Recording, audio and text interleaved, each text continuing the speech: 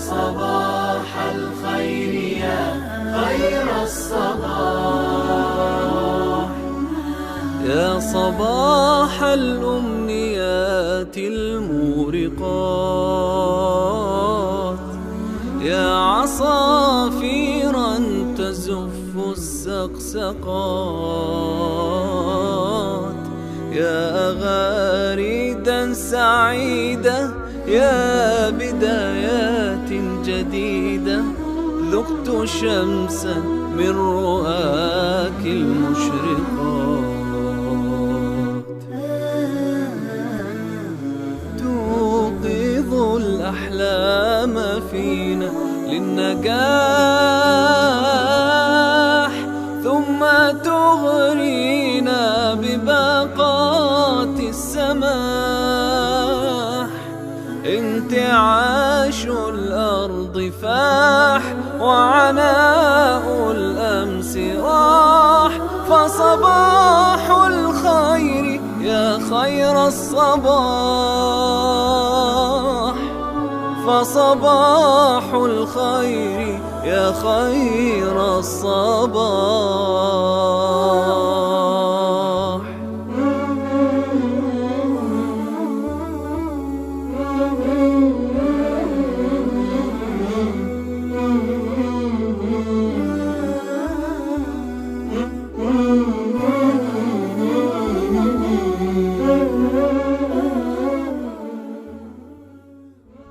السلام عليكم.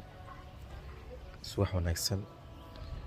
qof walba ku soo toosayo ama hurdada ka soo kacaya si uu ku soo toosaa isagoo caafimaad qaba ama qof fiican asigoo jiran, Ilaahay subhanahu wa ta'ala wuxuu ku sababa alxamdulillaah waa subax kale anigoo caafimaad qaba soo kacay, ma haddaas Ilaahay subhanahu wa ta'ala u sugnaatay nicmad ka weyn oo jiro Soomaa. mid kale subaxyadii يعني qof walba qofna shaqo buu tagaa, qofna waxbarasho buu aadaa. marka waxbarashada intaada aadin ka hor ama shaqadaada intaan aadin ka hor waxa ugu horeeya aad soo xasuusto ha noqoto marka hore inaad ducooyinka aad akhrisato, xusn muslimka inaad soo qabsato, ama haddaad adkaaraadka aad kor ka taqaano بارك الله فيك inaad korka akhrin karto ama inaad xusn muslimka aad ka akhrisato. soo marka waa very important ama aad u muhiim ah, nafsadaada u muhiim tahay. soo marka anigana subaxdii marka hurdada soo tooso ana hawlayga soo dhamaysto waajibaadkayga, sida salaadaha kale marka salaada aan soo tukado kadibna aan soo dhaqdo banaankana soo fiistaa and then waxa waaye kitabkan akhristaa waa xusn muslim meeshaan soo fiistaa aad ku quruxda badan cabaar markaan ku qawsado kadibna aan adkaaradka akhristo. horta meeshaan halkan ka muuqato waxay tahay sarta idin muuqato waxay tahay waa sar saddex sar koo labo saddex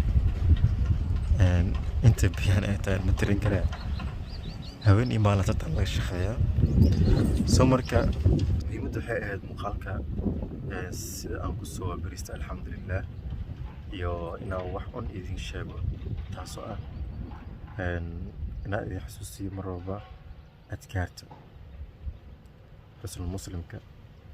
adkaar subax inaad akhristo waa ku muhiim, waa ducooyin aan ku jiro sida quraanka ugu horeeya aad ducada akhristo kadibna Ilaahay subhanahu wa ta'ala ka barido wax walba khayr kugu jiro niyadaada ah oo aad jeceshahay.